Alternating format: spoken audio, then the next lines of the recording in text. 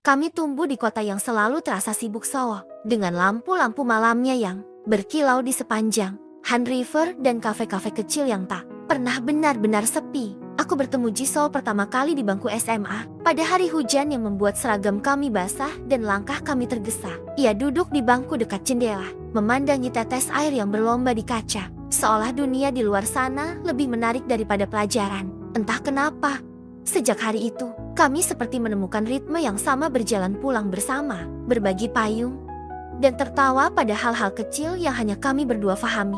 Persahabatan kami sederhana. Kami belajar bersama di perpustakaan Hongdae, menulis mimpi di buku catatan lusuh, dan merencanakan masa depan dengan keyakinan naif bahwa semua akan berjalan sesuai rencana. Jisoo ingin menjadi arsitek. Ia selalu berbicara tentang garis dan ruang, tentang kota yang ramah bagi manusia. Aku, di sisi lain, ingin menulis merekam perasaan yang sering tak punya tempat di dunia nyata. Kami saling mendukung, menjadi saksi kecil satu sama lain ketika dunia terasa terlalu besar. Waktu bergerak cepat. Lulus SMA, kami diterima di universitas yang berbeda. Jisoo memilih kampus teknik di Seongbuk, sementara aku mengejar sastra di Mapo.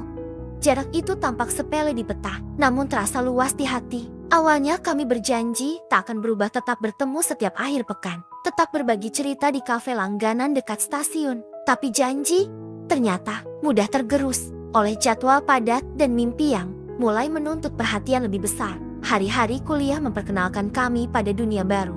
Jisoo tenggelam dalam studio desain, begadang dengan maket dan presentasi. Aku menemukan komunitas sastra, diskusi panjang tentang kata dan makna, serta perasaan-perasaan yang tak lagi sederhana. Kami masih bertukar pesan, tapi isinya semakin singkat. Lagi sibuk, nanti ya.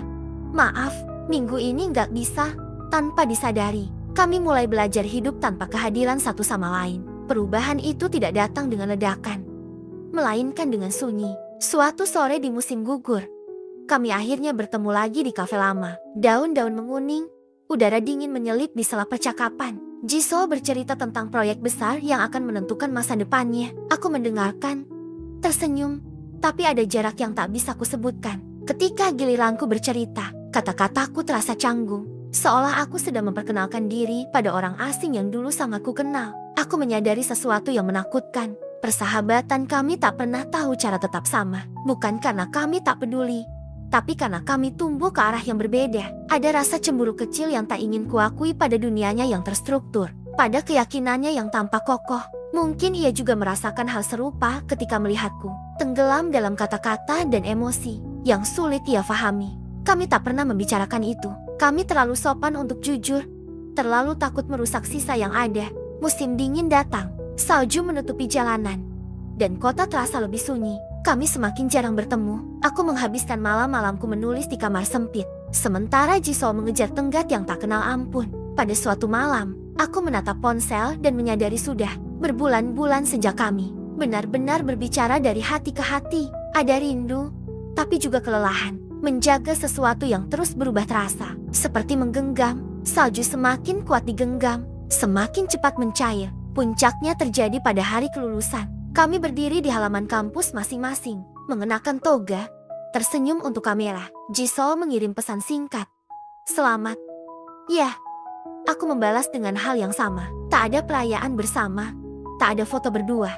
Hanya dua orang yang pernah berbagi dunia, kini melangkah di jalur masing-masing. Beberapa bulan kemudian, kami bertemu secara tak sengaja di stasiun kereta. Seoul tetap ramai. Orang-orang berlalu lalang tanpa peduli pada pertemuan kecil kami. Kami saling menyapa, bertanya kabar, tertawa sebentar. Tidak canggung, tapi juga tidak sedekat dulu. Saat keretanya datang, Jisoo melambaikan tangan. Aku membalas dengan perasaan yang aneh, campuran syukur dan kehilangan. Aku belajar satu hal penting dari persahabatan kami. Tidak semua hubungan harus bertahan dalam bentuk yang sama untuk tetap berarti. Kadang, yang bisa kita lakukan hanyalah menerima bahwa perubahan adalah bagian dari tumbuh. Jisoo akan selalu menjadi bagian dari ceritaku di gang-gang kecil Seoul, di kafe dengan aroma kopi hangat, di hari-hari hujan yang membentuk siapa aku hari ini. Persahabatan kita tak pernah tahu cara tetap sama, tapi ia mengajarkanku bagaimana mencintai tanpa harus memiliki, dan bagaimana melepaskan tanpa harus melupakan. Di kota yang terus bergerak ini, mungkin itu sudah lebih dari cukup.